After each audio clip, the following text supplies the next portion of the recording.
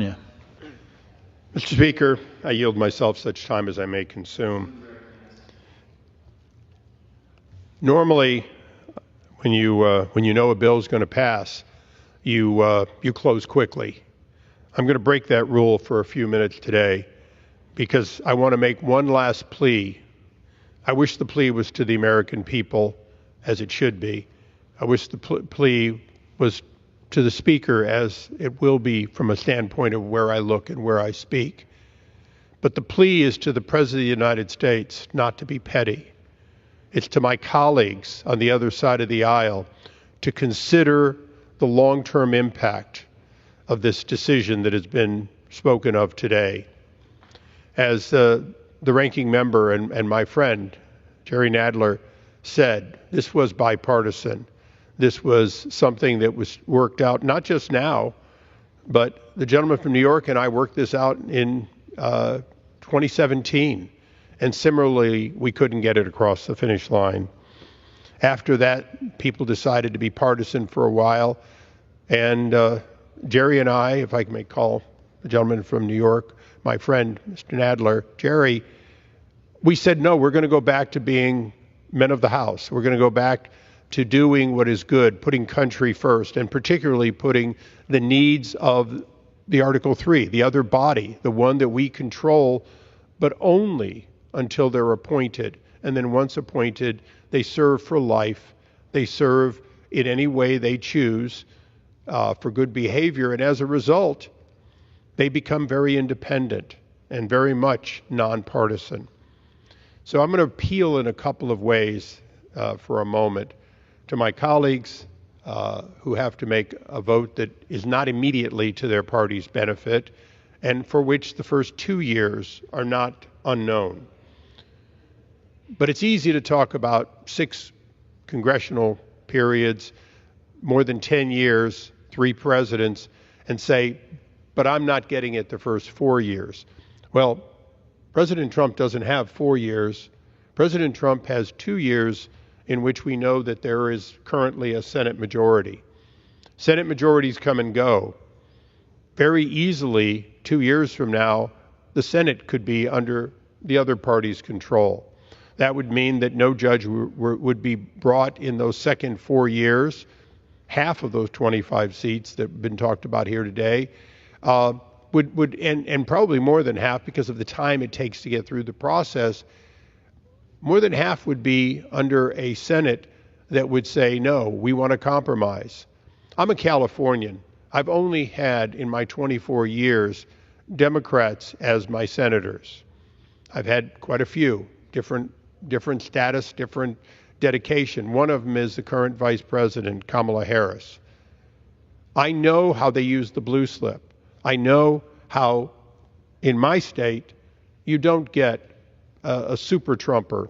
The fact is, you don't get anyone without a process of going through those senators and getting compromise. So I know that the 7 that are to be produced over this next 4 years, none of them, by the way, in my home district where I desperately need them, but that was also part of the consideration and compromise.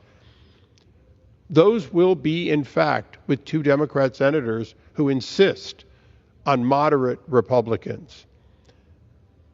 But let's go beyond the nuances. After those first 2 years, we have 8 more years. It could be that most of those years could be with a Democrat president and a Democrat Senate. Maybe not. But let's talk about the benefit or damage that if the president, because this bill is going to pass, and hopefully with bipartisan support, and hopefully with many people that aren't here today who have heard from their judges, if the president signs it, yes, he will be signing saying that a few judges will be appointed and likely confirmed under this united government that currently is forecast. But let's look at the scope. There are 890 judges, including our appellate judges, 677 at the district court alone. But in my district, almost half of the judges hearing cases are senior status. They don't even count. That means that there's over 1,000 judges, including those who are on senior status, still working essentially for free because they could retire and get the same money. They, in fact, are working because the backlog is almost over 750,000 cases. They're working because otherwise patents and other civil cases that cost tens of millions of dollars often, if delayed, cost millions of dollars a year. They're trying to keep the system working. So the damage to our country, to our economy, if we choose not to have this bill signed into law, could be great. And the savings could be even greater for the efficiency. But let's lastly ask the real question. Over 1,000 judges, 890 not on senior status. And we're talking about 25 that could be appointed if the president holds the Senate for his 4 years. 25. 25 out of 890? That isn't very many. In the opening remarks, my good friend from New York did mention that there could be 100 judges appointed by the next president and confirmed by the Senate. And that's true. But that's going to happen whether we expand this or not. The question is, for example, for the 3 temporary judges in Oklahoma, will the backlog of cases for Native Americans that prompted those temporary positions, will that continue? Will we continue to have judges constantly getting on airplanes and running around almost like riding circuit in order to fill a gap here or there because they don't have enough judges, but they try to find a judge that they can move around a little bit? Will we continue to have justice denied because justice delayed is justice denied? Or will we alleviate some of this? Will we work with Chief Justice and all the justices of the Supreme Court? And by the way, there's 9 of them, and not one of them has called the ranking member or the chairman and said, don't do this bill now because it might be partisan. The justices of both parties, the judges appointed by both parties, are still calling all of the offices and asking, please move this bill. Lastly, in closing, I will share with my colleague on the other side of the aisle, I wish we had brought this sooner. I know that it would have been more likely to have been broadly passed and signed by a president who thought his vice president was going to replace him, or even earlier when he thought he was going to get a second term. But we're not there. We're in a position where I'm going to ask as many of my colleagues on the other side of the aisle to vote for this, to put country before the obvious politics of it.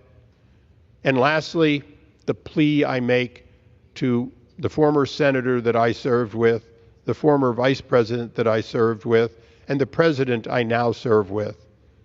Don't be petty. Don't put politics ahead of the good of the country. Before considering the signing of this bill, which I know will go to his desk, talk to the court. Talk to members that he, in fact, as a senator from Delaware, helped put on the bench, and ask them, should I sign this bill? Or should I veto it and hope that you can put up with 2, 4, or 20 more years before we send you enough judges to adjudicate the cases, particularly civil, that are pending? That's the plea I make here today. It is not a plea I've ever made before, and I hope I don't have to make it again. Mr. Speaker, I ask all our colleagues to please put country first ahead of the obvious politics that are here and vote for this bill. And with that, I yield back.